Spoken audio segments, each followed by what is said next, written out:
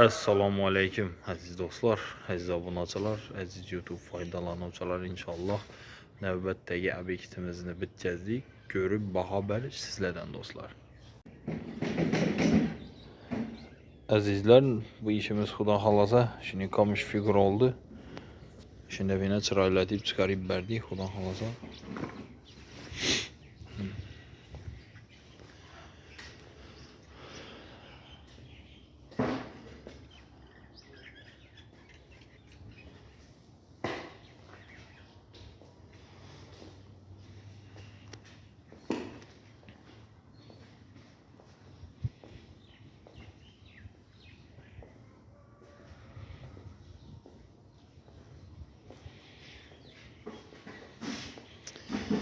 Hammalarni shunab Muramur Toshdan burchatcha xizmatlarini ko'rsatib berdik bu yerlarga, xudo xolasa.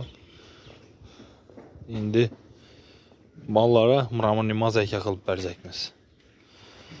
Xudo xolasa uni ko'rsatib videolarni qo'yib boramiz. Ko'rib kuzatishda bizdan davom etinglar, chiroylatib xudo xolasa qo'yib boramiz do'stlar.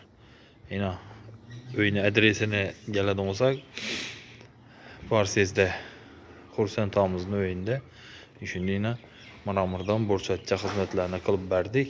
Kimga video qiziq bo'lsa, bemalol ekranda nomer qo'yamiz. Bize bilan bog'lanib narx-navolarni bilishlaringiz mumkin do'stlar. Shunda meni chiroyli bo'lib chiqdi.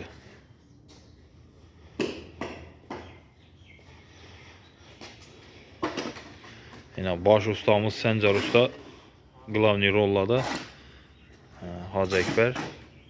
Buna 3 olup chiroylatib xudo xolasa obyektni ishlab berdik. Do'stlar, videolar yoqqan bo'lsa обязательно like bos, esdan chiqmasin. Kanalga yangi bo'lsangizlar obuna bo'linglar. Xudo xolasa sizlarga foydali, chiroyli videolarni chiqarishda davom etamiz.